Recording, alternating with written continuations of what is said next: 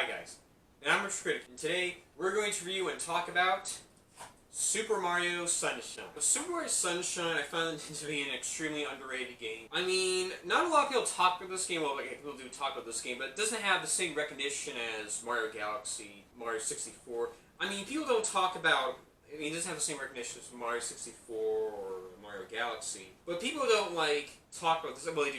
And people don't talk about this game that much. Well, I mean, okay, people do talk about this game that much, but it doesn't have the same recognition. The point is about this is that, I mean, this game doesn't, people don't, what I'm trying to say is people don't usually, when they think of, best 3D Mario game, they think of Mario Galaxy or 64, but not this game. When people think of the best 3D Mario game, they think of, Mario Galaxy or Mario 64, but not this game that much. And I want to talk about how much of an underrated game this is. I mean, I had fun with this game. This game, yes, was different, but I love it that it was different. It was unique in its own way. It was such a really fun and interesting game, actually. I think it's extremely underrated, and I actually highly recommend it. And this is just a really fun game. I mean, I think this is an underrated gem. I think this is a very unique and different Mario game. I like it how it's in a different location. It expands in the lore. It uses a water pellet.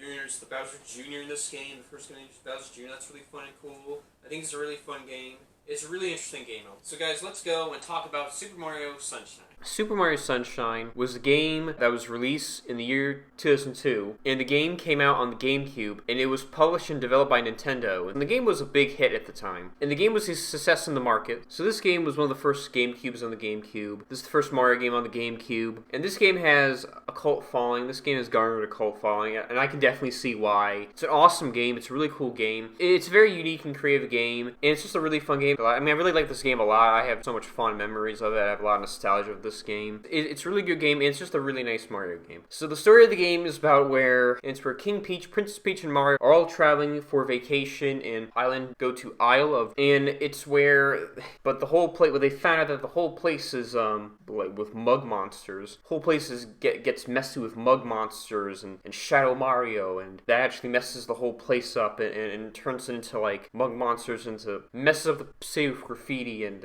messes the place up. And later, this mysterious figure called Shadow Mario that resembles Mario messes the whole island up and has all these graffiti and paints this graffiti in the island and has dirt and it makes the whole island look dirty, has all these monsters and creates all these monsters. And Mario is framed for the wrongdoing, but he was set freed if he actually clean up the whole town. So Mario is given a water machine plower so he can clean up. So Mario is framed for the wrongdoing, but he is set freed by a judge if he cleaned up the city, if he did community service of cleaning up the island. Mario later found a water machine, and Mario meets this and has to do community service, but he's set free by a talking water called Flood. Mario's framed for the wrongdoing, but he's set free by a judge if he did community service and if he cleaned up all of Isle Delfino Plaza. So Mario actually met a talking water machine called Flood, and they both work together, and Mario has Flood to spray the mug monsters, to spray the liquid monsters, and to clean up the town, and to stop Bowser, and then Bowser gets involved in the game. And that's the story of the game. And then you're later proven innocent, and then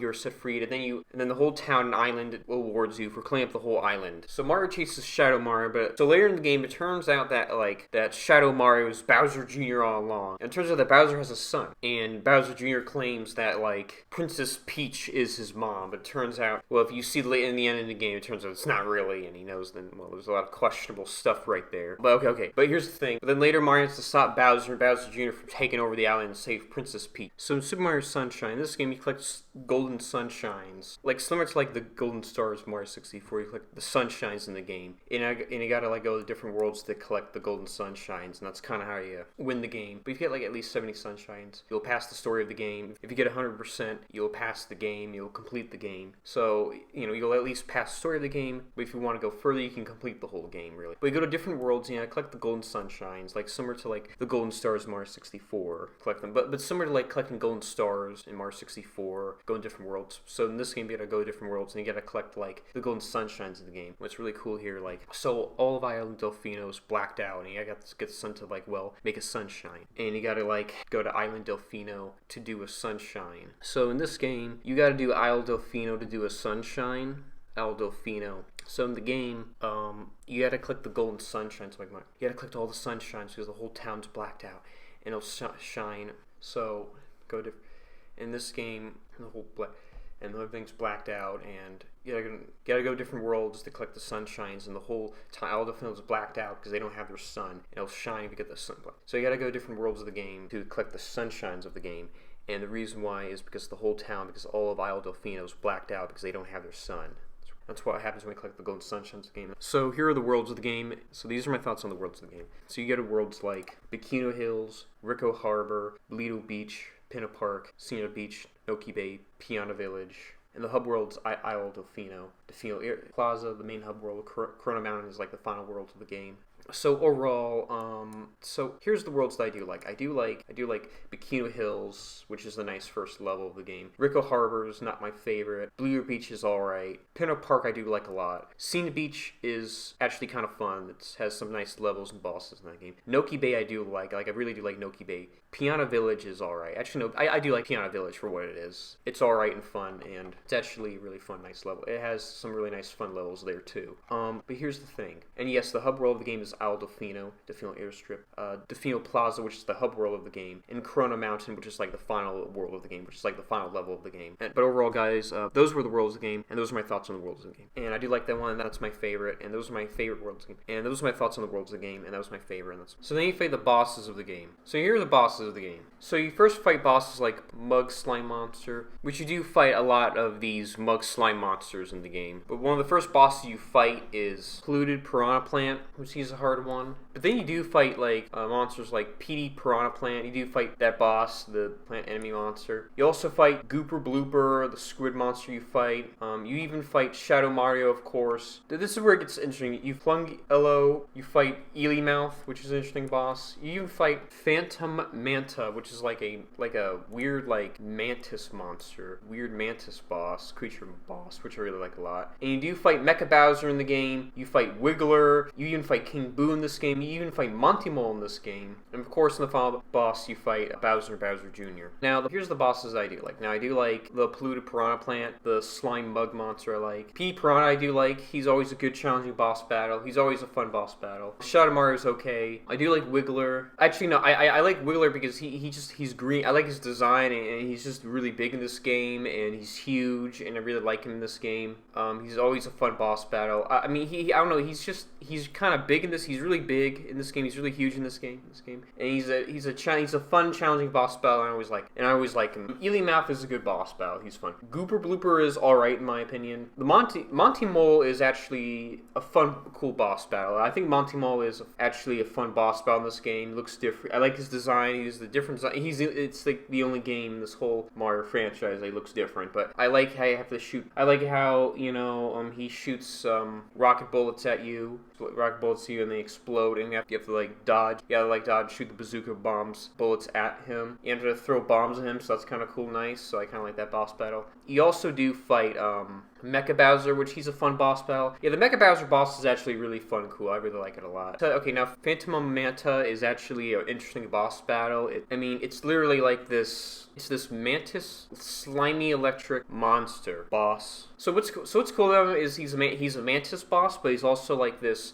slime electric monster boss, and it's really cool, interesting boss. It's actually a fascinating boss. It's an interesting boss battle. It's actually a really fascinating boss battle. And I also do like King Boo. The King Boo boss is interesting. I really like it a lot. I like his design. Looks new and different. King Boo's a nice boss. Now King Boo is actually a fun and interesting boss battle. Now he has different design, and I like it a lot. It looks nice, but overall he's a cool and fun boss battle. That you're in a casino, you have to shoot at him. And he's actually really a unique boss. You have to shoot at him, and he explodes. Fight him in a casino, and he loses by like the rolling wheel. Well, I mean, you'll see what I mean. The King Boo boss is really interesting to me because you're fighting him in a casino, and you have to use the spinning wheel to attack him, and you have to like use dices to attack him, and I like how you're fighting King Boo in a casino. You have to use like dices to beat him. That's how he kind of gets defeated and destroyed. So it's just a really interesting and fun boss battle, and it's interesting how you beat him like that, and it's interesting how he gets defeated like that. But overall, he explodes and dies, and he's a fun, challenging, interesting boss battle. So then you do later fight Bowser and Bowser Jr. And the Bowser and Bowser Jr. boss is a really tough and good boss battle, and that's what I like about the bosses of this game. Those are my favorite boss battles of Super Mario Sunshine. So those are the bosses of the game. Okay, so those were the bosses of the game, and those are my thoughts, and that's all I have to say about them.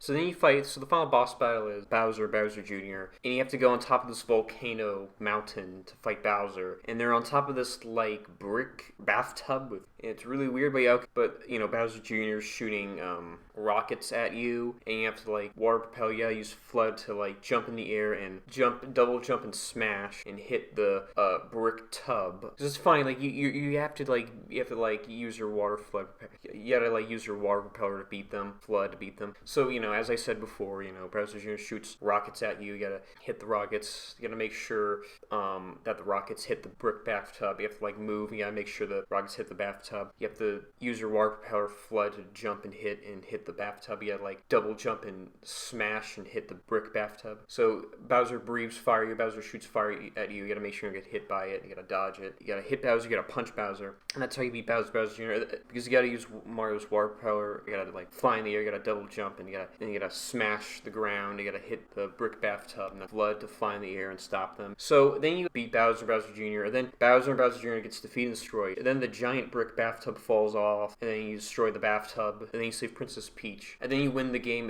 So the game ends where they both fall down. And the game ends where you kind of see where they talk to their voices. And so then FLUDD dies from the fall, which, oh, that's a bummer. That sucks. But the whole island is restored with sunshine. Then it later cuts to, like, Bowser and Bowser Jr. talking. And then it turns out that Bowser Jr. knows that Princess Peach is not his mom. And Bowser was going to tell him that Princess Peach was not his mom, but then Bowser Jr. already knows that Princess Peach is not his mom, and Bowser kind of seems shocked. Now, what's kind of fucking funny about this? A lot of questionable stuff right there, but we know that these turtles were not produced by female turtles, but these male turtles produce male turtles, or the male turtles produce their own eggs, believe it or not. That's what Nintendo says, that's all I know. And that's just questionable, and there's just a lot of questionable stuff right there, guys. But that aside, what's funny is, like, in the cutscenes, this is the only Mario game where they actually talk and speak English, where they actually talk with voices and words. Even the ending is kind of fucking hilarious to me. I just like the ending where, like, we're talking, where Bowser is talking to Bowser. I just found it kind of fucking funny, I don't know. But that aside, so the game ends where Mario and Peach enjoy their date, enjoy their vacation, they chill, they hang around and look at the sunset, and that's pretty much it.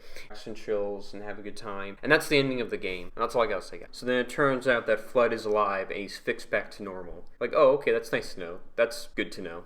So the game's credits start rolling, and then you see the end credits, and then you see it says The End, with an interesting picture with it at the end. And the game is basically like a continuation of Mario 64. It's like the GameCube version of that game, and this is like the best Mario GameCube version game ever, and I really highly recommend this game. I really like this game a lot. The game is really unique and a classic, and I like that it's different. It's a really unique and creative game. It's highly original. It stands out as one of the original best Mario games out there.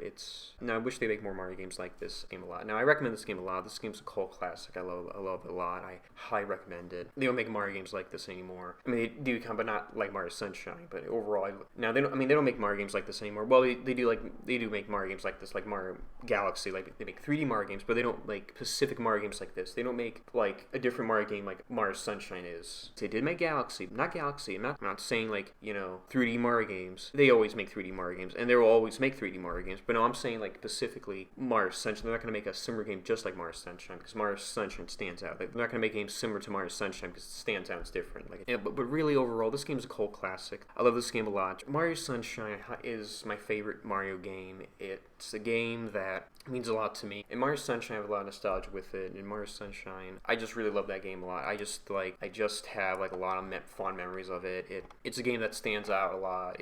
Mario Sunshine is one of my favorite Mario games of all time. A game that means a lot to me, Mario Sunshine. It's a game that stands out on its own. And it's a really unique and creative Mario game. And overall, I think Mario Sunshine is a really good game. I think it's a good Mario game. So that's all I have to say about Mario Sunshine. So those are my thoughts on Mario Sunshine. Okay, so guys, that was what I think about Super Mario Sunshine, and those are my thoughts on Super Mario Sunshine. And I give this game an 8 out of 10. I think this game definitely does deserve an 8 out of 10. Absolutely. It really does deserve it.